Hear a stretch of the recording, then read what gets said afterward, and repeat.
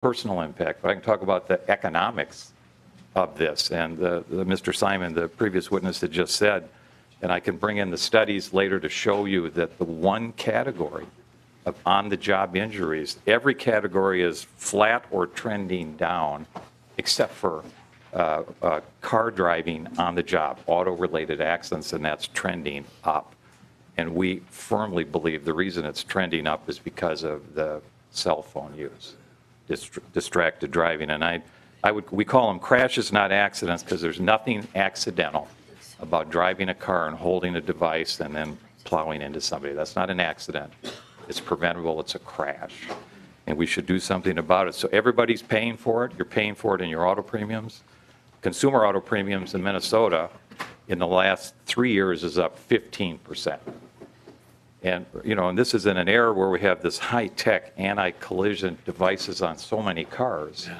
But we think that the distracted driving is literally kind of swamping kind of the predicted beneficial effects of these high-tech safety devices on cars. And so for us, Mr. Chairman and committee members, there'll be more testimony about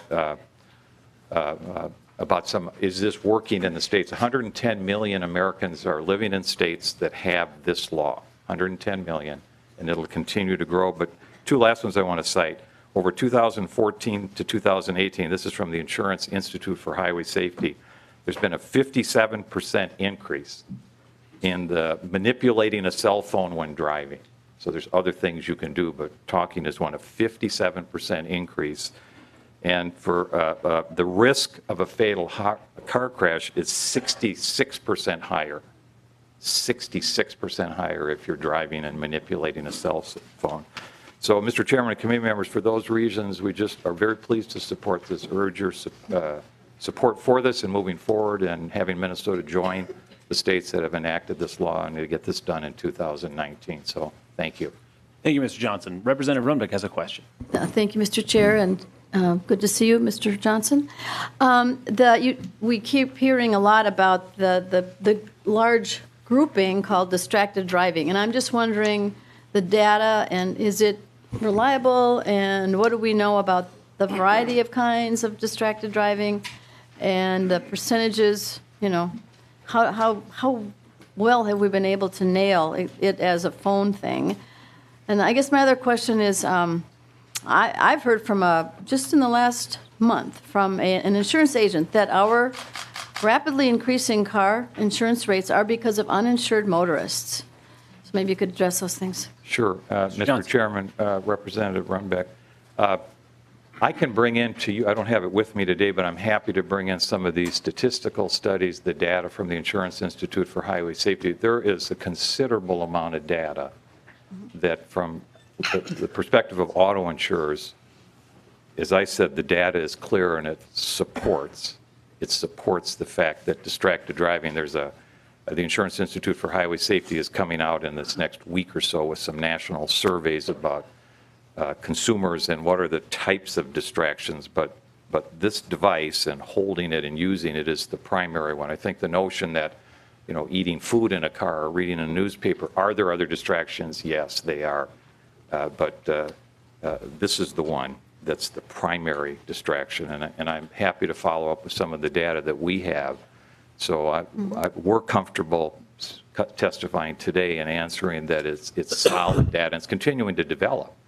And as the states that have acted on this, and we're getting data, Georgia was the last state that passed it, and they had done a very comprehensive state study at their legislature that if you want to read another state's legislative study, it really would suggest that read the Georgia legislative study. A committee there did a pretty intensive research and compiled really all of the data that they could find. And it's a useful study, but they also document what's happened in the states. And that data is going to continue to develop, that we'll see the impact. There is a beneficial impact early on, and it's quantifiable of if a state passes this, what is happening with their state statistics. So some others that are coming up may comment on that, but we can follow up and show you that too. Mr. Chair, that would be very, very beneficial. Thank you. Thank you, Mr. Johnson. Representative Torkelson. Thank you, Mr. Chair. Mr. Johnson, thank you for being with us today. You've mentioned other states. I don't know if you're going to be the one that's going to kind of address some of those details about what other states have done and what pitfalls we might avoid by comparing what other states have done up to this point. Do you have any comments on that? Yeah, I think, Mr. John. Chairman, I think that's going to be covered. I mean, we haven't kind of finally defined it, but if it's not, I'm happy to come back up as we kind of work through this and talk a little bit more. But we Very can good. absolutely kind of talk about, but at its core, Representative Hornstein's bill as he's presenting it, this is kind of the essence of what states, there's some definitional changes, because I think all of us, as we're working on some of the technology issues in a vehicle, that we want to make sure that we're covering the range of the possible technology options. So I can't tell you that all the states are identical in those definitional, but I think at its core, they're very similar. Quick follow-up. So, thank you, Mr. Chair. I stepped in just a moment late. I assume we're speaking to the DE and as opposed to the original House file. correct. Yes. Right. Okay, thank you for that. The DE amendment has passed, and so, yeah, you're correct. Any other questions for Mr. Johnson? Thank you very much, sir. Now we have Colonel Matt Langer of the Minnesota State Patrol and Paul Austin of the Minnesota Safety Council.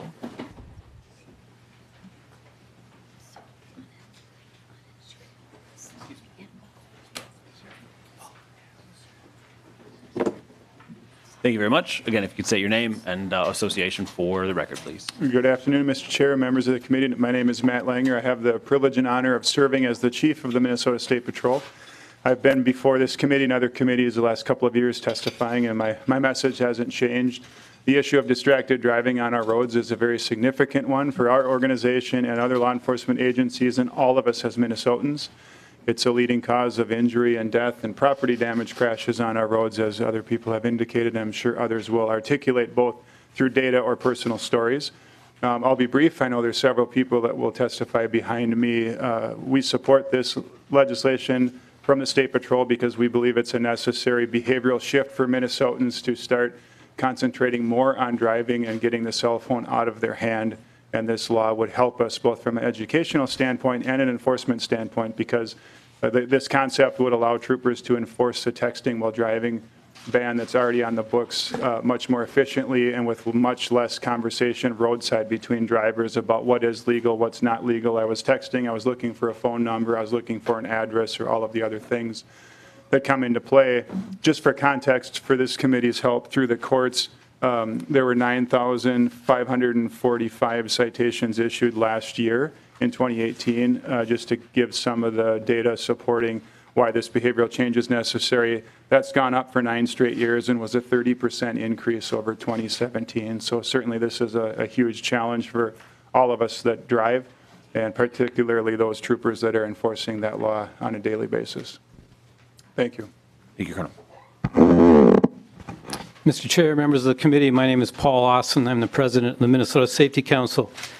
We were formed in 1928 to initially work on traffic safety as the state highway system was built out, and we are happy to be here supporting this bill today. I'd just like to provide a little context of this bill against traffic safety more broadly, and then a little bit of detail on some of the information from other states.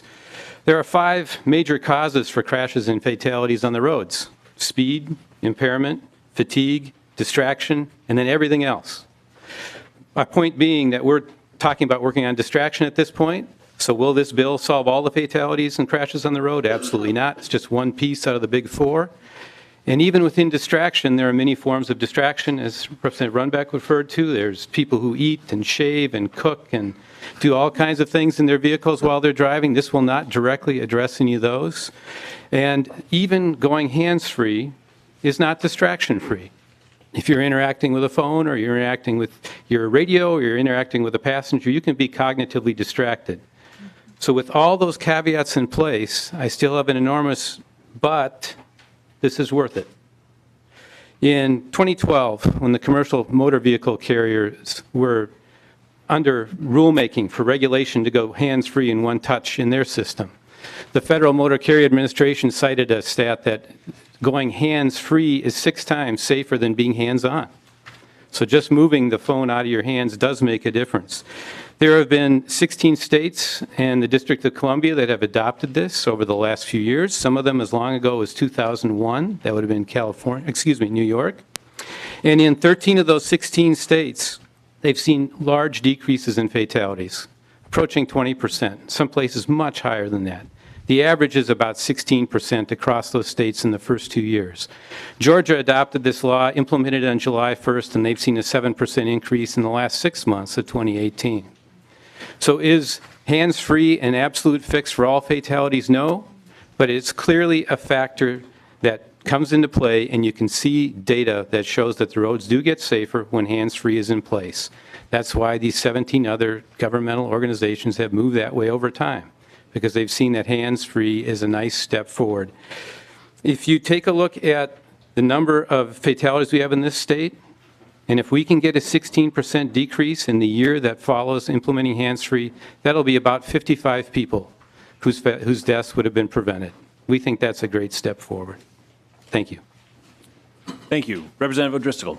Thank you, Mr. Chair. And this question is for Colonel Langer. First of all, I want a definition of something, and then I have a follow-up question on that. In statute, in 169, our motor vehicle operation laws, what is the difference between distracted driving and inattentive driving, according to state statute? Mr. Chair and Representative O'Driscoll, it's a good question. So Minnesota law requires every driver to drive with reasonable and due care and to drive at a speed that's consistent and safe for the conditions. So we don't have a law that is titled distracted driving, but we have a requirement to drive with due care. So what we frequently call inattentive driving is a citation under the statute 169.14 that requires everyone to drive with due care and, like I said, at a speed that's reasonable given and safe given the conditions. Mr. Chair, just to follow up on that, Colonel Langer, is that worthy of citation and fine under 169? Mr. Chair and Representative O'Driscoll, it can.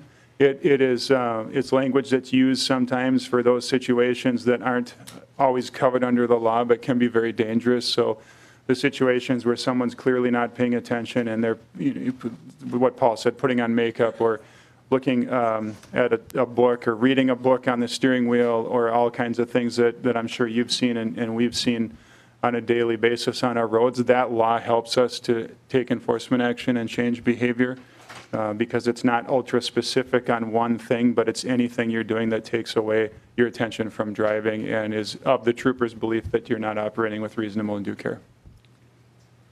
Thank you, Mr. Chair. Well, Colonel Langer, the reason I raised that issue is about 25 years ago, I was involved in an accident where, much to my surprise, I was subpoenaed because the other driver was charged with inattentive driving, and it turned out that in probably a 3-month period of time, she had been involved in 4 motor vehicle-related incidences.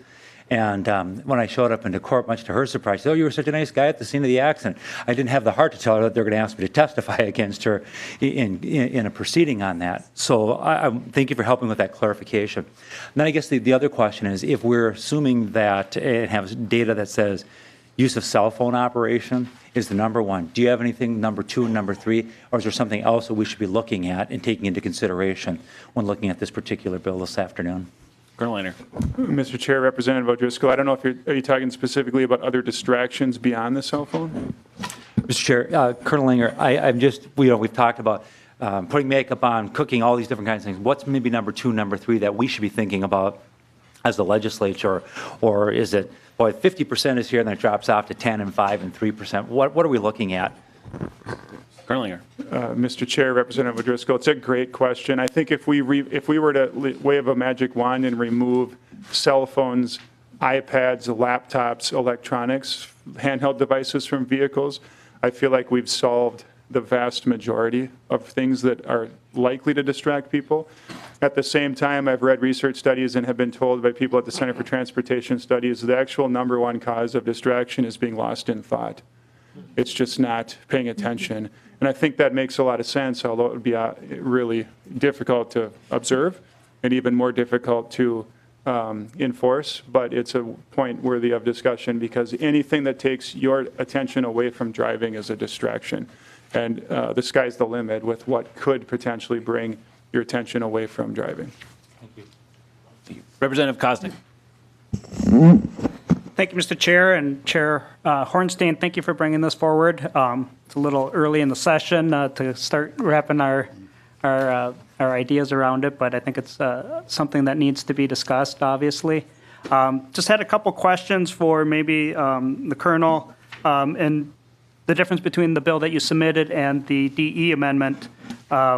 We had, originally it said, except to activate or deactivate a feature or function in the previous version, and now on the DE line 2.4, except for one-touch activation or deactivation. Maybe if, Chair Hornstein, if you could talk about the differences between that, and then maybe a follow-up for the Colonel on how is law enforcement actually going to differentiate whether you push 3 buttons to get your GPS going or 1. And so I think I have a little bit of concern at the one-touch terminology that you have on here, because I think it's important to recognize that there are drivers that intend to be safe and careful, but it may take, 2 pushes, 3 pushes, but certainly not texting, a whole paragraph or something. So if you could discuss that and kind of clarify for me, I'd appreciate it. Chair Hornstein. Thank you, Mr. Chair and Representative Koznick. Yes, we felt that that was a loophole in a sense, and that if you don't have limits on the number of touches, then you could really be. I mean, it would increase distraction rather than do what we're trying to do, which is to reduce it. And so I can actually defer perhaps either to Colonel Langer or Mr. Ossen about why this one touch is so important. Mr. Ossen. Mr. Chair, Paul Ossen, Minnesota Safety Council. There's 2 reasons to add one touch to this language. One is to bring it into conformance with the commercial motor carriers requirements. They currently are required under federal rule to use one-touch activation, and so there's precedent for using that language and determining what that means. Secondly, as it was in the initial draft, it could have been a 12-touch activation, and I don't think anybody's interested in that. There is a degree of enforcement discretion that takes place with any of these laws. The Colonel can speak to that. It's similar to asking the Colonel if he can stop every speeder. The answer is no. You've got to operate with the ones that are clearly causing an issue potentially for the flow of traffic. So there is a point of discretion within that one touch, but that does follow the current federal rules. Colonel Langer, do you have anything to add to that? Mr. Chair, not unless there's another question. Representative Koznick. Well, Mr. Chair, thank you. I am curious, Colonel Langer, how is law enforcement going to know and enforce if there's an accident? What kind of personal data privacy are going to start getting into looking at people's phones?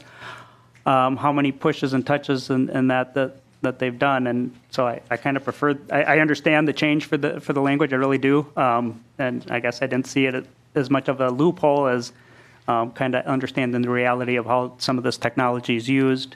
So I am curious a little bit on how we're going to enforce this and protect people's privacy on their cellular devices to look at, did they initiate the call, actually dialing the number, or hands-free, and what other numbers they've been dialing and that kind of thing. I guess clarify for us how you're going to be able to determine and enforce this new terminology of one touch versus, maybe more minimal. Representative Langer. Mr. Chair, Representative Koznick, it's a great question. I think there are multiple parts of your question. I'll focus on this bill as I read it. The intent, of course, is for prevention. So our goal would be to, not have the crashes that deal with the forensics involved with downloading cell phone information.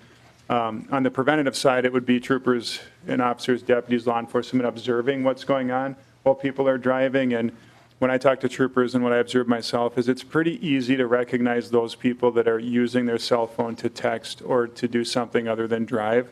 It's also easy if you're sitting parked next to someone and watch if they are truly using it in one-touch mode. That's a pretty deliberate one-touch to get to that phone call or the voice-activated text or whatever they're doing. So it would be an observable thing that the troopers would have to articulate that I observed the driver touch the phone however many times, or or it sat through the green light while they were scrolling through the phone. I think that the one touch is deliberate, and it will certainly help troopers to observe the violation and only take action on cases where they believe there is a violation. The more clear, the better for us when it comes to enforcement as an organization, and as the troopers will tell me, they have no interest in debating a law roadside. Clarity is a good thing, and I appreciate the work on this committee and others to make it clear. In terms of what's available after the fact, so if there is a crash and we're then trying to determine if it was, is it in one touch, were they using their phone or their finger to dial 10 digits or whatever the case might be, that would really depend on the device and the extent that the device was wiped clean before we got it and any admissions on the part of the driver.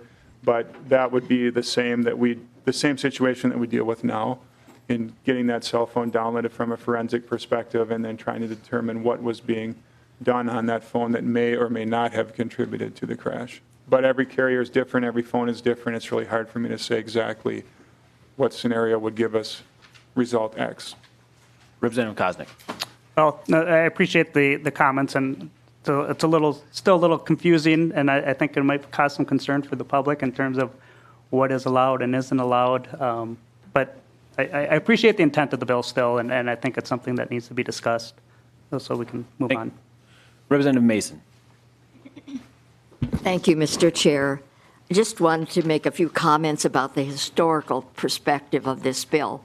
I think it goes back to at least 2010 when we first really started talking about distracted driving. And at that point, some of the organizations wanted us to get research. And I think there is enough research right now. And certainly, even at that point, there were some of the professional drivers and trucking associations that were already placing restrictions on their employees. And you think about, that was at least 10 years ago. How many people have died because we haven't been able to pass this bill? It's time. Thank you. Thank you. Representative Hausman. Thank you, Mr. Chair.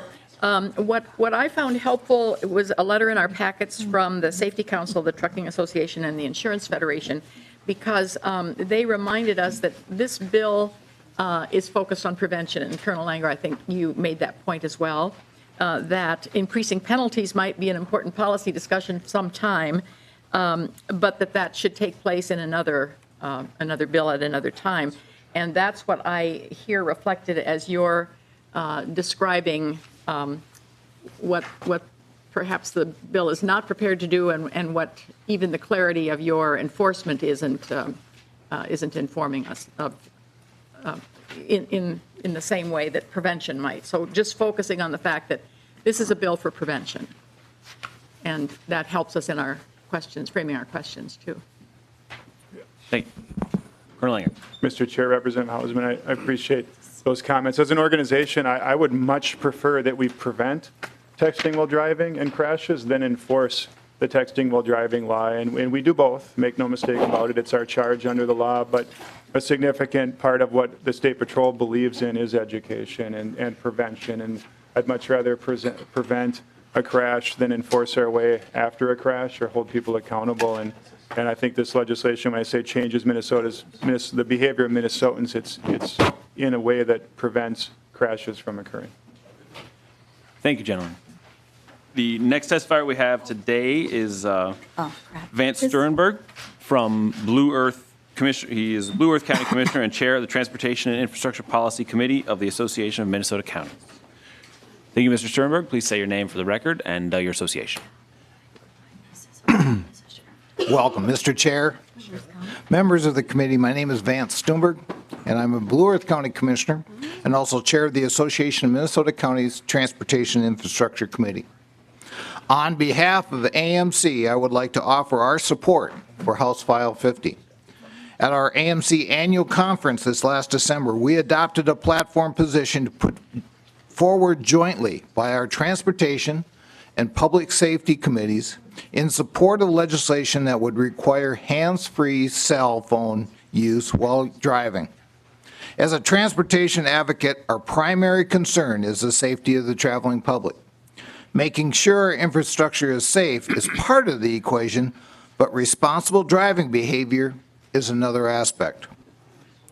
Here in Minnesota, we are fortunate to have leadership from the Minnesota Department of Transportation and the Department of Public Safety through the Towards Zero Deaths program. But despite TZD's best efforts, traffic fatalities increased in 2018 over 2017, with 380 Minnesotans killed in traffic crashes and thousands injured. In fact, over the last 5 years in our state, distracted or inattentive driving was a contributing factor in 1 of 5 crashes. Now I've heard 1 in 4, resulting in an average of 53 deaths, 216 injuries each year. As a retired law enforcement officer, I understand the need to have law that provides the tools necessary for officers to do their job. Without this law, officers lack probable cause to stop a vehicle when they see a person using a cell phone. While they may be texting or on the internet, which is against the law, they also may be looking up a phone number, which is legal at this time, but just as dangerous. On behalf of the AMC, I want to thank Chair Hornstein for his work on this important effort, and we are pleased to see this bipartisan bill this session and are hopeful for a successful package. Thank you for the opportunity to testify today, and I stand for any questions. Thank you, Mr. Stuehrenberg. Any questions? Thank you very much. Our next testifier we have today is Sherry Munyon on her designated representative representing the group Citizens for Safe Work Zones. Ms. Munyon, please state your name and association for the record, please. Good morning, Mr. Chairman, members. My name is Sherry Munyon, and I'm representing the Citizens for Safe Work Zones, as you heard. This is a coalition that includes families who have lost their loved ones in a work zone due to a car crash, as well as the unions and employers who want to see their workers go home. In recent years, we saw 3 deaths: Vern Hedquist, Craig Carlson, Ron Rakowski, all killed while working to improve Minnesota roadways, as well as a severely injured flagger, Maria Soda, who was not able to go back to work. Citizens for Safe Work Zones strongly supports House File 50 and thinks it's long overdue. We also think more needs to be done to increase safety on the roads of all of our construction workers who risk their lives daily to ensure safe transportation systems. In addition to supporting the hands-free bill, we look forward to future opportunities to discuss speed limit enforcement in work zones and also the move over law to protect individuals who are off the side of the road in their construction vehicles and utility vehicles. Thank you. Thank you, Ms. Munyon. Any questions? All right, thank you. Our next testifier is Dr. Carl Birkeland of the Minnesota Medical Association. And after Mr. Birkeland is Dorian Grilley.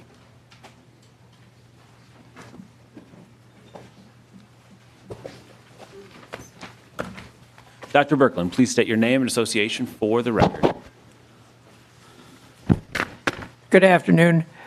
I'm Dr. Carly Birkeland, a retired family physician who's practiced medicine for 40 years in the wonderful rural city of New Prague, Minnesota, population 7,813.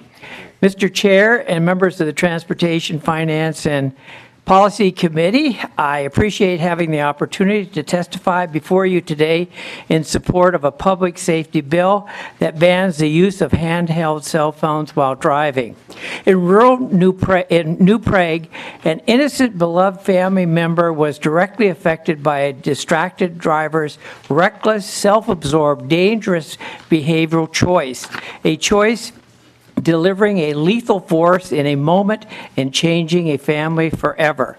Joseph Tilkowski, a 79-year-old man, in October 28, 2015, was killed by a driver with her eyes on her phone instead of the road.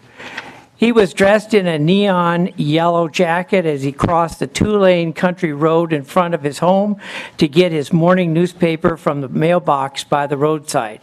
He was a longtime New Prague School District bus driver for nearly 50 years who could have been retired, but he enjoyed looking out for generations of school kids, and the feeling was mutual.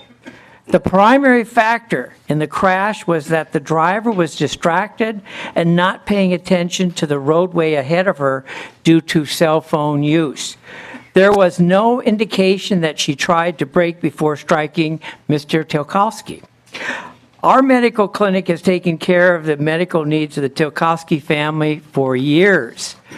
I'm here trying to strengthen support for the adoption of this policy banning the use of handheld cell phones while driving so that this tragic family-altering life event, which was 100% preventable, will not happen to other now vulnerable families. In 1999, the use of cell phones by the driving public was recognized as a public health safety issue. Minnesota physicians, in advocating for additional public health policy that could save patients' lives and prevent further patient injuries, reviewed the scientific evidence-based literature which confirmed the well-documented fact that cell phone use while driving was definitely a substantial, significant distraction that posed an immediate, clear, and present danger to the public safety. In 2000, the Minnesota Medical Association first adopted policy regarding the potential dangers associated with driver inattention and mobile phone use. In front of you, you have a formal letter from Janet Silversmith, the CEO of the MMA, who I spoke with in person and asked her to send me this letter for your perusal, endorsing the present legislative policy up for adoption. As stated in the letter, current MMA policy calls for adoption of state legislation to prohibit the use of mobile phones, handheld or otherwise, while driving a vehicle, but allowing use while parked and out of traffic. I would end with this thoughtful reflection. The hazardous, inescapable behavioral choice of using a handheld cell phone while driving brutally deprives loved ones of a long drink of a cup of life, which life they loved. Families are left with sadness gripping their souls for an innocent life stolen and at joyless, tear-filled funerals, shaking their heads in disbelief, knowing that their precious, cheerful family member is eternally gone in their lifetime. Their only future recourse for comfort is visiting their loved one's cemetery tombstone to forever ponder what could have been. I'm open to any questions from the committee. Thank you, Dr. Berglund. Representative Runbeck. Thank you, Mr. Chair, and thank you, Dr. Berglund. We've thought about this bill for a couple of years now. I mean, there's no guarantee, right? I mean, we pass a bill, that same person, that same probably very young, probably careless, not thinking person is probably still going to be capable of doing, tremendous bodily harm, right? I mean, this isn't going to stop it. So the very people that we want this bill to affect are probably the ones who are still going to drive, and use the cell phone, don't you think? Dr. Berglund. Again, that may be true, but I think what's before this committee is this bill will prevent a validation of that type of hazardous behavior. I think as I say, I think the validation of this behavior should not in any way come from the legislature on this particular issue of using handheld cell phones while driving. There should be an absolute no from the legislature that this is not acceptable driving behavior. Thank you. Thank you, Dr. Berglund. Any further questions? Thank you, sir. Next, we have Dorian Grilley, the Executive Director of the Bicycle Alliance of Minnesota. And then after Dorian Grilley, we have Greg LaValle. Mr. Chairman, members of the committee, my name is Dorian Grilley. I work for the Bicycle Alliance of Minnesota, but today I'm offering my testimony on behalf of people who walk and bike on Minnesota's streets and roads. Needless to say, we think it's time to pass House File 50. The hands-free rule, as Colonel Langer says, is the key to enforcement. Enhanced penalties may complement this bill, but are only enforced after injury or death. And to the previous question, I truly think that young people fear the most being picked up by Colonel Langer, and that's a big influence on their behavior. The Bicycle Alliance works statewide with schools, communities, businesses to make walking and biking safer and more convenient choices. We have staff in Bemidji and Hutchinson as well as in the metro area. And I think you know this is not just a metro area problem or a freeway problem. Phil Ilg, his widow was not able to be here today, was killed while biking on the shoulder of a county road near New Prague by a teenager who had received a Snapchat within seconds before she hit him. Andrea Bovee was killed on a clear day while pulling her kids in a very brightly colored trailer on a straight, flat county road in far southwest Minnesota by a man who was accessing the internet on his cell phone. Leo Schneider, a bicyclist from New London, was killed on a quiet county road by a distracted driver a few years ago.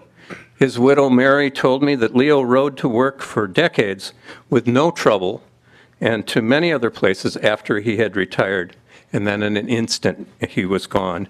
Mary has asked me on behalf of her and her friends for you to pass this bill. Minnesotans took about 90 million trips by bike last year and hundreds of millions of trips on foot. And it's pretty apparent these numbers are growing.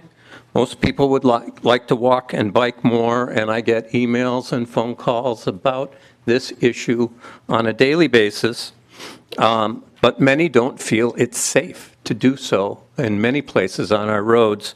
And distracted drivers are certainly the biggest reason that they call or email me. And 9 years ago, I too was hit by a distracted driver while on my bicycle. I spent 3 weeks in Regents Hospital. But unlike others represented here today, I lived to be here to testify in favor of House File 50. Thank you for your time. Thank you, Mr. Grilley. Any questions? Representative Torkelson. Well, thank you. And this comment is in no way meant to distract from the work that's in front of us today. But it's, and this is just a personal statement, I believe it's not only drivers that are distracted. We have distracted activities of all sorts in public. And I think we should recognize that we do have distracted walkers, we do have distracted bicyclists, and that all of us, no matter what we're doing in a public setting, need to be aware that distractions can be dangerous. And in no way am I trying to take away from your testimony, but I just wanted to bring that point up, and I thought this might be the appropriate moment to do that. Thank you, Representative Torkelson. Mr. Chair, I think Representative Torkelson knows that the Bicycle Alliance spends most of our time trying to teach fifth graders how to walk and bike safely on our public rights of way. And certainly that is the number one thing in our mission. Perfect. All right. Thank you, Mr. Grilley. I appreciate that. Next up, we have Greg LaValle, and then up after that is Thomas Geltz.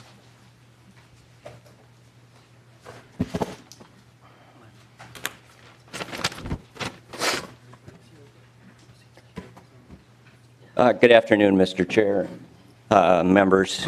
My name is Greg LaValle from Otsego, Minnesota. I'm not here by choice. I'm here because this beautiful young man here was killed by a distracted driver in 2013. His name is Philip LaValle. Philip was 19 years old. He was an honors student, a Division I college runner attending South Dakota State University. So he was running a lot, about 50, 60 miles per week. So he was on the road a lot. He had hopes of running in the Olympics.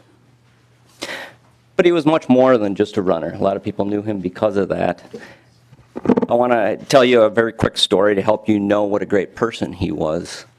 I received a note recently from one of his high school competitors. And what he said is that Phil used to ask him to go for for warm-ups before races and cool-downs after races. And that young man, it meant a lot to him because Philip was a very well-known runner at the time. And it was just a very classy thing for him to do, to ask that competitor from another town to do that. That young man told me that he was the only person who ever did that in his entire running career. So that's the kind of young man my son was. On August 8th, 2013, he was out on a training run, and a driver made a very bad choice. They crossed over the center line into the far shoulder, so they basically went across through opposing traffic on a flat, straight road on a very sunny, beautiful day and hit my son from behind. No sign of hitting the brakes, no sign of steering. There were no medical issues. There were no weather issues of any kind. This was distracted driving. And classic distracted driving case. She literally drove off the road into my son, killing him. That's what's so drastic. That's why the fatality statistics are so scary. Our cars are safer, our roads are safer, everything is safer, but drivers are not. They're driving off the road, and instead of just injuring someone because they're doing it at full speed, they're killing someone. And this driver was 67 years old, so this is not a teen problem, this is a societal problem. I want to go off script for a second, because one of the things I do is to address some of the questions about different types of distraction. One of the things I do about this problem is I go to talk to driver's education classes.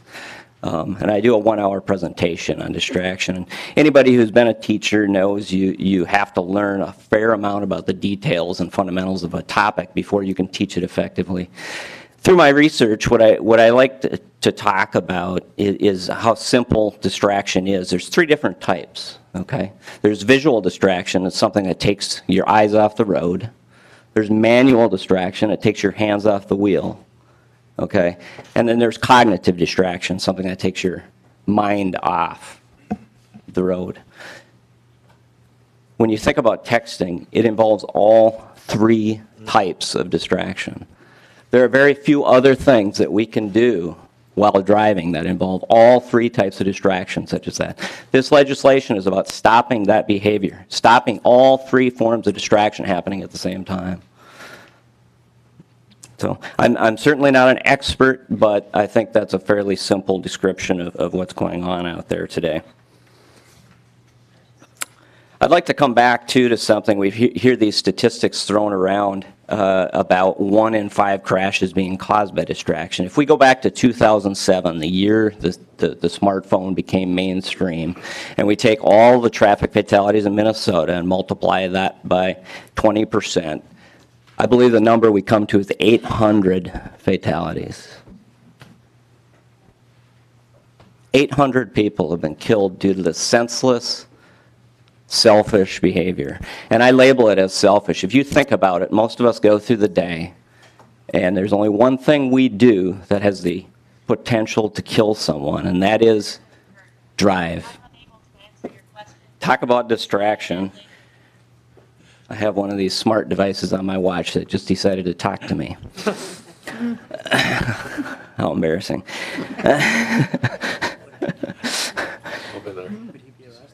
So where was I? Distraction. Driving distracted. Driving while using your phone is probably the most selfish choice we can make in a day. It's the one choice we make every day that has the potential to kill someone. And I think that's just the general message that I would like to send to you. I thank you for giving me the chance to talk in favor of this bill. Thank you. Thank you, Mr. LaValle. Next up, we have Thomas Geltz, and then Rhonda and Alanita Maurer.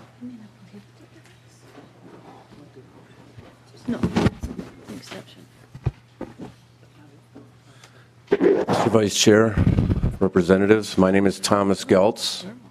I am the father of Megan Geltz.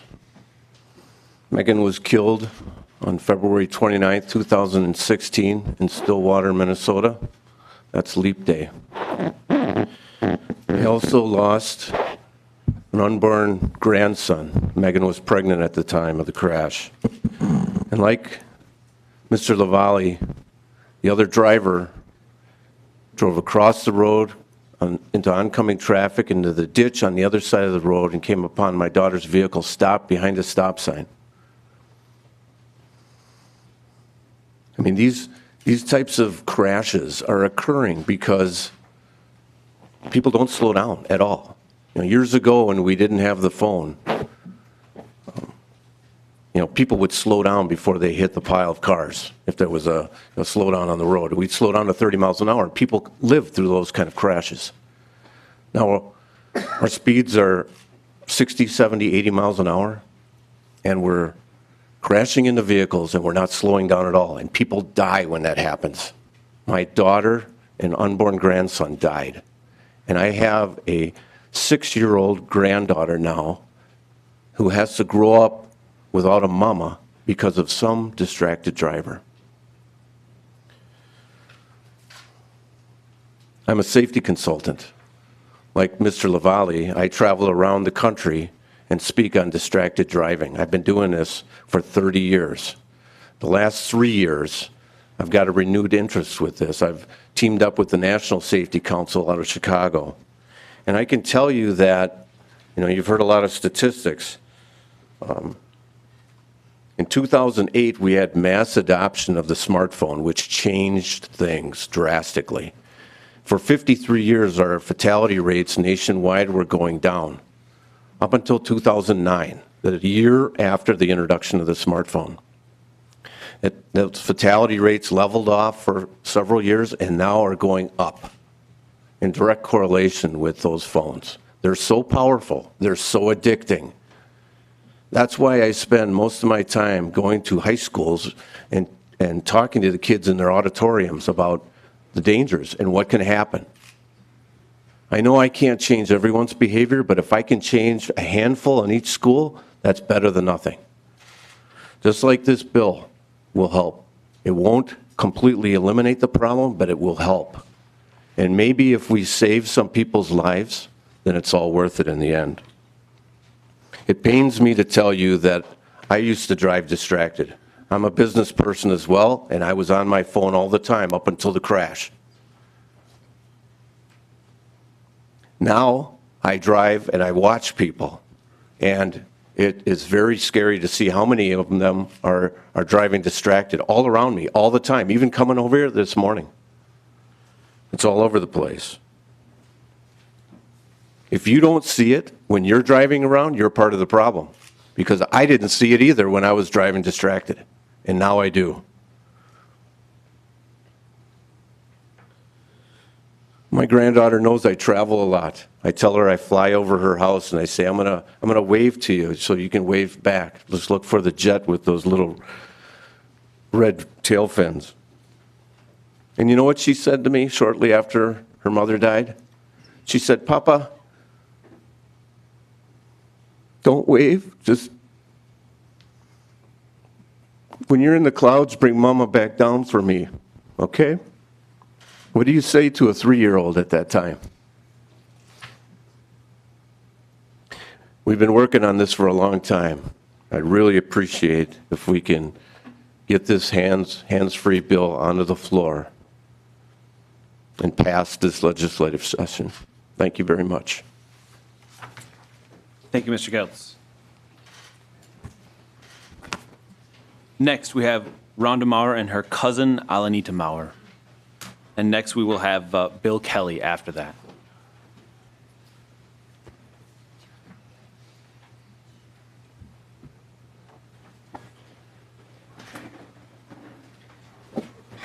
Please state your name for the record. My name is Rhonda Maurer. Mr. Chair and members of the committee, I want to thank you for allowing me the opportunity to speak today. This is not my first time here telling my family's story. This picture is Chuck and Cassie. Chuck was 54, Cassie was 10. Sitting next to me is Alanita. And on the evening of July 21st, 2015, my Uncle Chuck, cousins Cassie and Alanita's friend Alora were on their way home from a library. With a green light, my uncle followed traffic and entered an intersection. Before he made it to the middle of the intersection, he was struck by a Ford F-150 extended cab traveling at 65 miles an hour. The scene of the crash was chaotic, as there were 8 people in total that were injured. 2 were airlifted, 6 others taken by ambulance. I had the unfortunate experience of watching my cousin Patrick tell his sister their dad was gone. I will never forget the sound that echoed through that hospital corridor. 10 days after the crash, 4 days after we laid my Uncle Chuck to rest, we were told there was nothing that could be done for Cassie. The multiple surgeries, including removing part of her skull to release the brain pressure, did not work. She no longer had any brain activity. Remember, she was only 10. It was another loss my family should have had to endure. And pardon my language, but it was for a 3-letter word, damn. D-A-M. That is all it took. Alanita was 15. She walked away unscathed compared to the other people in the van. That was physically. Emotionally, not so much. She was left to pick up pieces of her life alone without her dad and sister. Her dad was her rock, her everything. The bond between them was indescribable. Chuck had a bond with all of his kids, and it was truly amazing. Chuck wasn't there when Alanita got her driver's license. He wasn't there when she graduated from high school. He wasn't there to help her start her college life. And those are just a few things that she should have had her dad there for. There are so many more to come. Who will be standing there where he should be when she graduates from college? Who will walk her down the aisle, and who will be there to spoil her children? Alanita will suffer for the rest of her life, knowing that her dad and sister should still be here today. Every day is a remembrance of the day that forever changed her path in life. The bill we are talking about today is way overdue. Something needs to be done as the numbers of crashes due to distracted driving continue to rise. We cannot allow this epidemic to continue to take the life of our loved ones.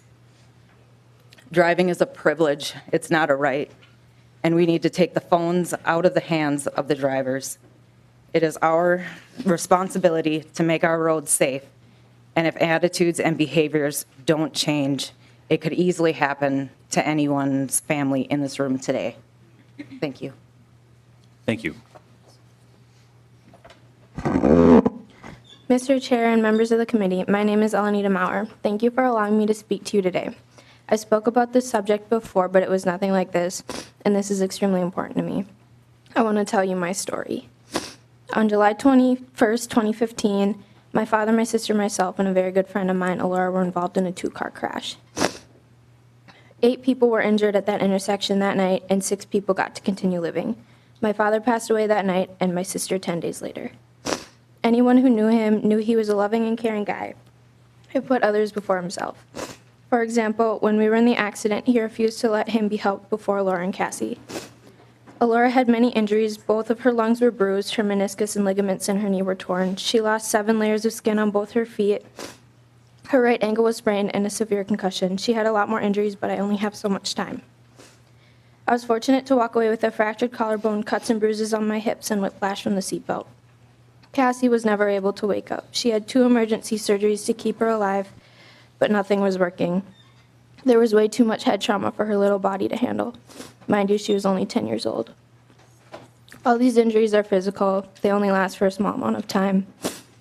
The emotional damage it has caused all of my family and friends of the family will last a lifetime, and this is a loss I would never wish on my worst enemy. This is something that will never heal, and I believe it's changed the course of my life and others around me. My dad never got to see me graduate. He didn't get to help me move into my first apartment, and he didn't get to see me start college. He won't get to walk me down the aisle, and he won't meet his grandkids.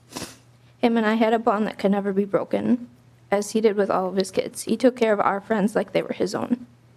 My sister won't get to graduate high school. She won't get to start college or get to experience growing up. She won't be able to start a family Their lives have been stolen by the carelessness of texting and driving, but their memories will last forever. My heart hurts for anyone that has gone through this, and it will hurt for anyone that may go through this. I hope my story changes something, and I hope it's a big enough impact. Something needs to be done to protect the lives around us, and the attitudes toward the value of life needs to be changed for the better. Thank you. Thank you. Next, we have Bill Kelly, and then we have 3 more scheduled testifiers. I'm not sure if we've had any additions to that list at this point, but I just want to make everyone aware we've got about 10 more minutes of testimony left. So if we can, please keep remaining comments as concise as possible. We would appreciate it so we can stay on time today. My name is Mr. Kelly.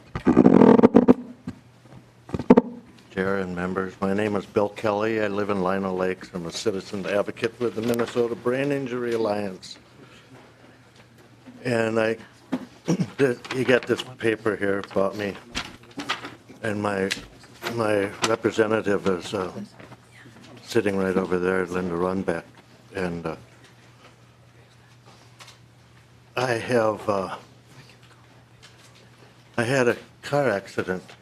I used to own a dental laboratory, and I started a bunch of dental laboratories in the state of Minnesota.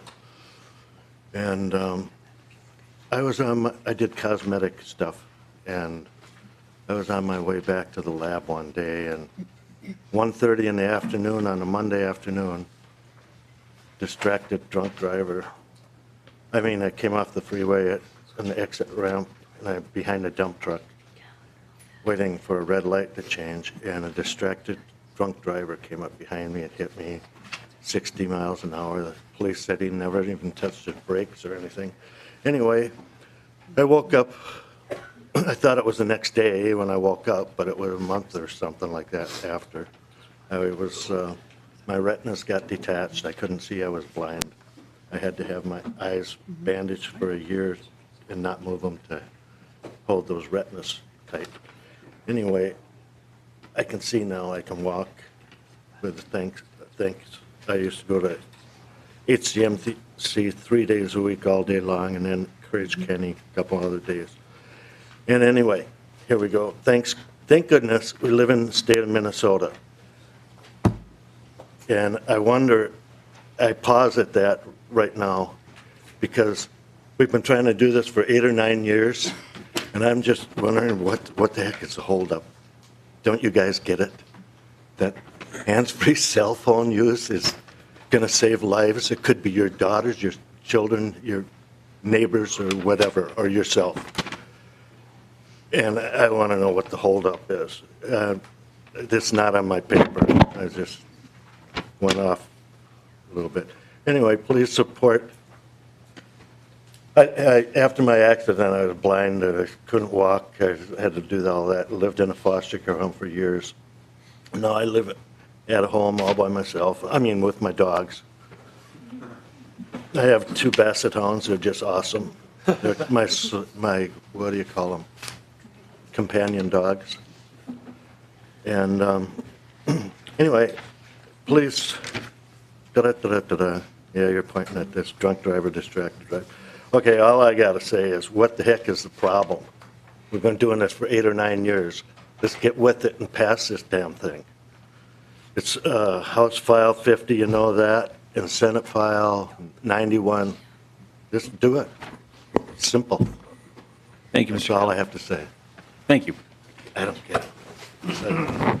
Next, we have Danielle Wishard-Tudor, and then John Dudley, followed by Brett Collier.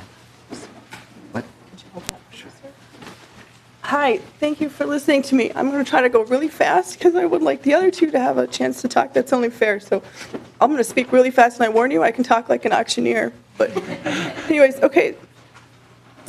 Each time we get in the car, we have to make the conscious choice to be a responsible driver by not taking our eyes off the road and just driving. We've kind of talked about that today, haven't we, a lot? Every day, though, drivers partake in this game of chances. We take a chance when we look away from the road and get distracted, and we all do it. How long can we look away at something before we focus our attention back on the road? Well, we've heard the statistical research. I'll say it one more time. 1 in 4 crashes and 1 in 5 fatalities involve distracted driving. These chances we take are exacerbated by the fact that we live in a world now where we grow up being connected to our mobile devices. They are an addiction that distracts us all in all components of our lives, including while we're driving. You see it everywhere you go, everywhere you be. People constantly, when they have a low moment, they look at their phones, and they do this in the car all the time. For this reason, there has been a push around the world to ban handheld cell phones use while operating a motor vehicle. Many other countries have these restrictions. It takes less than 10 minutes to Google the fact that all of the European Union, but 5 countries, have banned phones and are handheld cell phone free laws. They also, almost all of Canada, 10 provinces, Australia, New Zealand, Japan, you could go on and on. There's like over 40 countries who are doing this already. We are so far behind. In the USA alone, 16 states, the District of Columbia, Guam, Puerto Rico, U.S. Virgin Islands, all have handheld cell phone use. This is not new revolutionary laws. Minnesota is so far behind in making our drivers safer on the roads. We all take the chance of being a distracted driver, and the consequences are the gravest. You've heard them here tonight. People's lives are sacrificed when drivers choose to become distracted.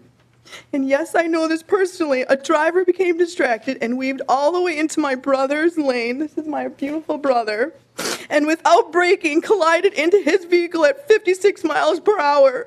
My brother died in his own lane, being a responsible driver looking in front of him. He braked, he veered to the right, he couldn't get away and someone coming into him because they crossed all the way over because they were so distracted.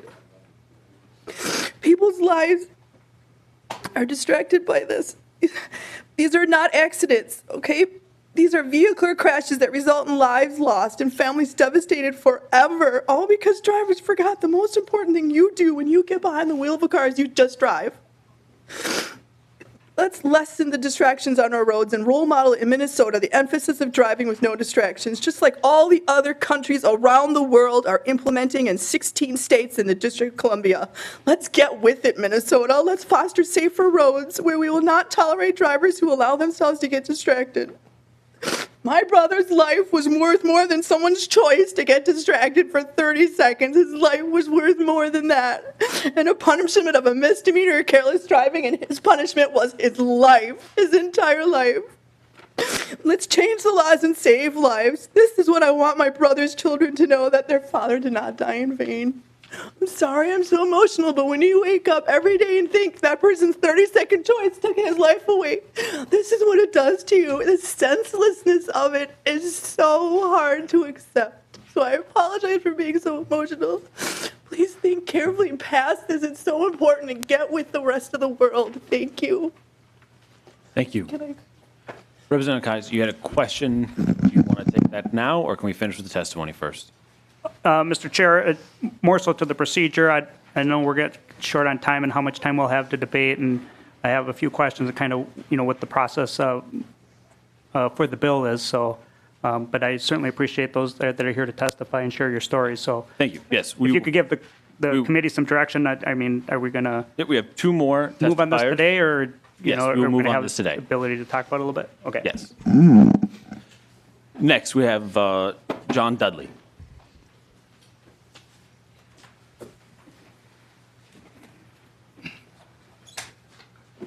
Mr. Chairman and committee, thank you for allowing me to share with you Andrew's story today. On April 25th, 2012, Andrew was 18. He was on his 10-speed bicycle coming home from a Wednesday night youth group. And he just entered traffic to go across the lanes of traffic when a lady going east on Excelsior Boulevard turned right to go south to go to Wooddale Church to pick up her kids. She's talking on the phone. She hit him, and then she ran over him. I got the call that no parent wants to get. I was there in a very quick time, less than 5 minutes or 10 minutes, I don't know. And he was dead before we got there. And my background is in manufacturing, and in between manufacturing positions, I've worked in retail, and I've drove school bus. One time I worked in retail, I was talking to a civil engineer who had worked on the project of 694 between 169 and 494 and the 94 interchange. And he had told me that when they finished that project, it was already obsolete. And last year, when this bill didn't pass, I was just wondering how many more people have to die before we start implementing more safety into our driving. And it's, it's just, you have a free choice to make decisions, to have self-control, to do things or not to do things. This thing has become a selfish entitlement mentality. I've seen it when I'm driving school bus over the years. Since 1976, I've seen an increase in population and an increase of immigrants driving like they live in their previous countries, and it's just becoming terrible on the roads. I won't drive commercially anymore because it scares me. And can I get a show of hands of how many people here have kids and grandkids? Mr. Dudley, we're going to need to I'm wrap just this up. real quick. Thank you. All I'm asking you to do, there's more I could say, but just you go home, you hug your kids and your grandkids, you tell them how much you love them, because I can't do that with my Andrew anymore. Thank you, Mr. Dudley. Our final testifier is Mr. Collier.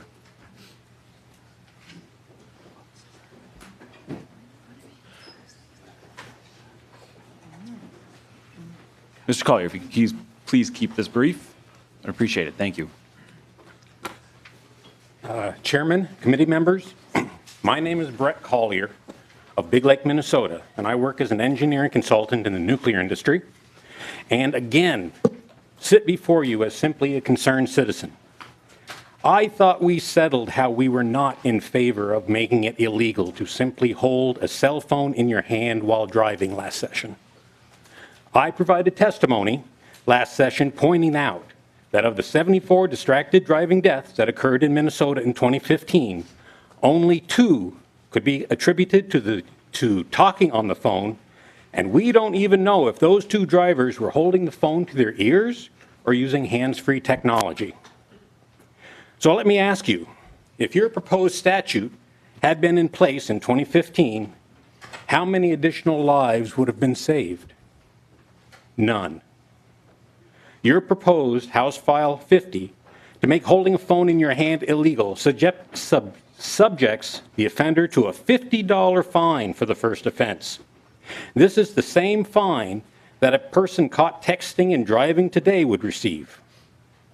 This is the same fine that a person back in 2015 would have received if they were caught texting and driving. Did that threat of a $50 fine cause drivers in 2015 to stop texting and driving? No. Final words, please, Mr. Collier. Pardon? Could you please give us your final words?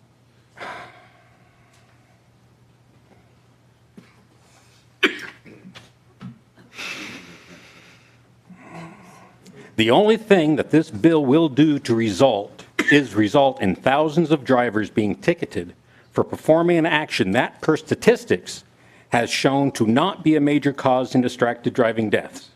Not even 3% of the 2015 deaths. This bill will only result in the issuance of thousands of tickets, collecting hundreds of thousands of dollars, creating a new revenue stream for the counties, states, and legal profession. I understand there are other bills that have been introduced this session which appropriately increase penalties associated with texting and driving, the real and true cause of Minnesota distracted driving deaths.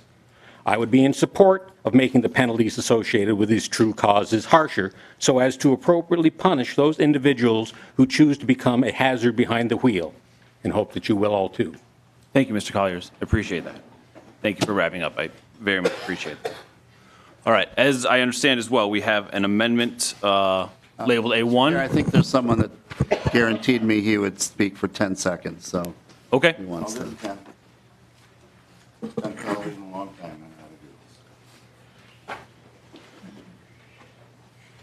Please state your name Mark and. Hughes, Vice Chair, thank you very much for this time. I just want to call to attention that the local market Care 11 Morning News has done a good job on distracted driving and not using cell phones. Alicia Lewis has had a big promotion whereby they had 10 commercials They picked the number one to run on their air, and I think they've got a good start. But it's up to all of us as Minnesotans to take responsibility, and you as our representatives to vote for the hands-free cell phones. Thank you. Thank you, sir.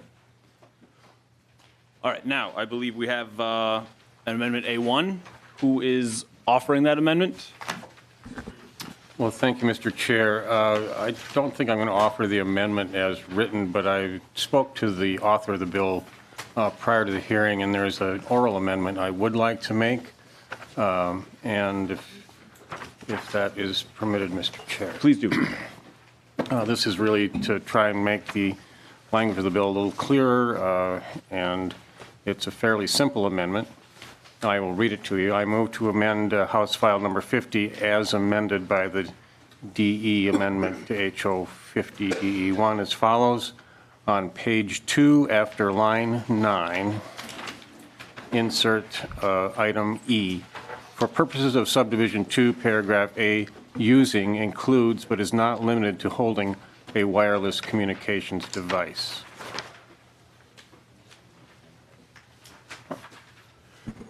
Representative Hortenstein. Thank you very much, Mr. Chair. And Representative Torkelson and I had a chance to talk about this. I consider this a friendly amendment, and I would urge the committee's support. Is there any discussion on the amendment? Could you please repeat the amendment, Representative Torkelson? Again, I won't go through the first part, but it adds a section E in that part of the bill. For purposes of subdivision 2, paragraph A, in quotes, using, unquote, includes but is not limited to holding a wireless communications device. So this is lines 13 and 14 that are in the amendment A1 to be added to correct, the DE. Mr. Chair. Mr. Chair, that was my question. Is that the same language in line E1? But yes, thank you. Representative Joachim. Thank you, Mr. Chair. Quick question just for House Counsel. Does this prohibit using cell phones as GPS devices then if it's only being used as a GPS device? Mr. Chair, Representative Joachim, this would, the DE as adopted prohibits use of a cell phone as a GPS device handheld and has an exception that's for hands-free, as we've been discussing, for a variety of uses subject to that one-touch functionality requirement. Mr. Chair, follow up. Representative Joachim. So just wanted to make sure that doesn't change that underlying substance then. This oral amendment does not change that. Mr. Chair, Representative Joachim, the oral amendment would expand what constitutes using so that just holding a device in your hand would also be prohibited. But it doesn't have a change. It doesn't make a change regarding GPS devices or GPS use. Thank you for that clarification. Any further questions on the oral amendment? Seeing none, all those in favor? Aye. Anyone opposed? Passes unanimously. Now, Chair Hornstein, do you have any other comments or any further discussion? Well, I would urge passage, but I know that Representative Koznick had some questions. I'm happy to answer those or have a witness answer those as well. So before we vote, I wanted to make sure that your questions were addressed. Representative Koznick. Mr. Vice Chair, thank you. And I appreciate, I just feel a little bit that we should have a little more broader discussion rather than, the 6 minutes or 4 minutes, 3 minutes before we talk about this is more broadly. But I do have some questions, and I guess we'll attempt to, wanted to know kind of a little bit what the path of this bill is, where you see it going as chair of the committee. Is it we're going straight to the floor? What other opportunities are there to get clarification on this to share with our caucus and other members and the public the implications of this bill? Mr. Chair and Representative Koznick, I do appreciate that question, and this is going back to Ways and Means where it originated, and a determination there will be made if it needs to go to any further committees. But I'm very open to, discussing that. There will be a period of time, obviously, between when this is heard again, and I'm very open to having conversations with you. It's my preference that any amendments or any changes happen before we get to the floor. So there will be at least one more committee stop. Representative Torkelson. Did you have another one? Well, Sorry. Mr. Vice Chair, I did. I know that there's some members that have some concerns in terms of the data privacy within their devices, and that I don't know if you would, what your thoughts are, if this should go to civil law and to take a look at some of those issues or not. But I had a couple other questions. I've heard those concerns. I want to continue. Mr. Chair and Representative Koznick, I've heard some of those concerns. I'm interested in continuing that conversation. This bill has never been heard in civil law. That wasn't the path last year. So I think any specific concerns, please bring to my attention and we can address those. Thank you. Representative Torkelson. Oh, thank you, Mr. Chair. Representative Hornstein, do you intend to suggest that this bill go to public safety? Mr. Chair, Representative Torkelson, it has in the past, and the Public Safety Chair has not requested it. I want to get further clarity from House Counsel whether indeed that is necessary. I know that it has in the past. Well, thank you, Mr. Representative Hornstein and Mr. Chair. If I may, be my suggestion that it do go to public safety. It does not expand the penalties, but it does expand those activities that are subject to the penalties, and I think it would be appropriate for public safety to have a chance to look at this bill. And then just one more question, Representative Hornstein. There is a fiscal note. We haven't had a chance to discuss it. I'm a little concerned about that. Chair Hornstein. Mr. Chair, Representative Torkelson, the fiscal note is actually for, in the past, last year, I believe it was approximately $200,000 net increase for the state. That's my understanding. Maybe Mr. Lee could comment on that. But that note is not, has been requested, but is not before us. Mr. Lee, if Mr. Lee could respond. Mr. Lee. Mr. Chair and Representative Hornstein and Representative Torkelson, yes, the fiscal note was requested last Monday. Unfortunately, as of this time, the agencies haven't finished the note to MMB and they haven't processed it. But in previous similar bills, the fiscal notes have typically shown a small amount of increased fee revenue to the general fund and other revenue or other sources that receive money from driver citations. Representative Koznick. Mr. Vice Chair and Chair Hornstein, do you feel that we've had adequate? I guess I have a few more questions, and I know we're out of time here. I guess if we could wrap it up in the next meeting and pass it forward, if that's appropriate or not. But I guess just to pass it out today at minute past time is a little difficult. Or Mr. Chair and Representative Koznick, if people can say a couple more minutes, I'm happy to answer any questions that you have. Representative Koznick. But, we did set aside this entire hearing time for testimony and for member questions. So, I'm happy again to stay a couple more minutes to hear your questions. But I think I feel that we've had a good airing of this bill. We've had amendments posted and you've had an opportunity to ask questions. So if you have one more question, I'm happy to answer it. Representative Koznick. Well, I appreciate the committee's additional time. I guess I had a couple questions on clarification on whether, a lot of people listen to podcasts on their drive time to work. The way I kind of read it, unless could get clarification, I think that would be determined not permitted anymore. And so if you're driving to work and you have your favorite podcast, I guess it looks to me like that would be a potential violation. I'm also concerned, or just looking for clarification. A lot of times I have a 10-year-old daughter. When they get home from school, they call me, let me know that they came home, got off the bus safely.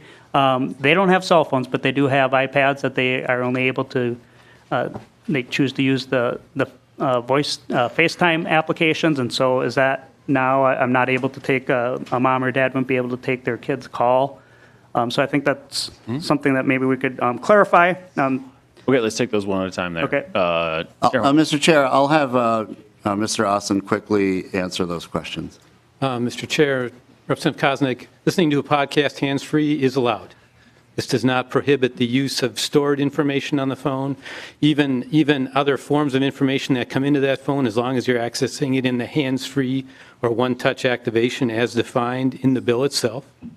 What it does prohibit is live streaming, for example. So it would not allow me to run a video of myself driving my car, sending it out to my friends on Facebook or some other venue. The interesting question on video calling via FaceTime, that can run audio only. So it would be incumbent upon the driver of the vehicle to take the audio side of that call and not engage in a video chat in that sense. Thank you, Mr. Osden. Any last questions, Mr. Kosnick? I guess my opinion would be that it would cause more damage or more distraction for me to reject my child's call, have them try to send me a message back, and then tell them just to use audio call. But we can train them. That's good. I appreciate the clarification, and certainly it's. I just think it's important to have clarification on some of these issues before we move on. My other question was, if somebody does ends up being in an accident or something, I mean, if you look on your phones right now and see what apps are running in the background currently, I just looked at mine. I was listening to some music last night when I was doing some work, and I realized it's still running in the background of my phone. How is law enforcement going to determine that, and how will that be determined? Will I be in violation, or will other people be in violation if they have Snapchat running on the background, but they're not using it and they get in an accident? I think those are important things to take a look at. Mr. Osden. Mr. Chair, Representative Kosnick, as the Colonel described earlier, the forensic challenger on the phone is not changed by this bill, and that is a device-specific kind of forensics. And again, this is aimed at the prevention side of this behavior, not at the after-accident side directly. So there is an interesting conversation around data, but there is also an exclusion in this bill specifically for information that your phone transmits inactively, if you want to think about it that way, to try to address both the communication between the phone and the vehicle, and then the vehicle automatically to the rest of the planet, and your phone automatically to the rest of the planet, to try to address some of those concerns that are very, very difficult to define without an extraordinarily complicated and technical set of language. Thank you very much, everyone, for your time. I'm sorry we're running just a little bit late. We have one last quick question from Representative O'Driscoll. It's a two-part question. First, kind of a comment. Quick two-part question. And I want to thank Representative Kosnick for bringing his questions forward.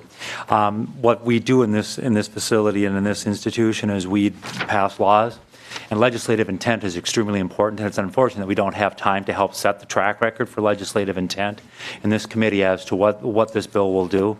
And so I want to thank Representative Kosnick again for pursuing that line of questioning. Secondly, to the bill author and the chair of the committee, there is a fiscal note, and this is a policy and fiscal committee. How many times are we going to pass on hearing fiscal notes going forward on different kinds of things? This is the very first bill that has a very first fiscal note attached to it. We seem to have a need to pass it out of committee right away today when we don't know for sure what's going to happen. And your own words, Mr. Chair, was we've got some time before it's going to be heard in another committee. Just wondering if we can't help with that legislative intent to maybe take a peek at that fiscal note, since work should be done in committees. Chair Ornstein. Mr. Chair and Representative Driscoll, I understand your concern. I think this is a net gain for the state, and so I don't see this as a particularly controversial fiscal note. It's going to a fiscal committee, Ways and Means, and so we have a lot of business before our committee coming up, and so I think there's a real interest in moving this bill along, and there will certainly be an opportunity to discuss the fiscal note in the Ways and Means Committee. Chair Hornstein, do you have any final comments? Members, I want to thank all of you for your attentiveness. I want to thank the public. I especially want to thank the families. You have been the bedrock of support for this bill. I think that your sharing your stories is powerful. It's meaningful. And members, if we just save one life through passage of this bill, that we will have done our jobs. But the data shows we'll be saving many more than just simply one life. So with that, members, I ask for your support. I appreciate the questions, and I would renew my motion that House File 50 be recommended to pass and re-referred to the Ways and Means Committee. House File 50 as amended. As amended, correct. Correct. So with that, we renew the motion, House File 50 as amended be recommended to be re-referred to the Committee on Ways and Means. Those in favor signify by saying aye. Aye. Aye. Those opposed? Motion prevails. Thank you very much, everyone. We have a meeting on Thursday at 12:45, January 24th, and we are adjourned.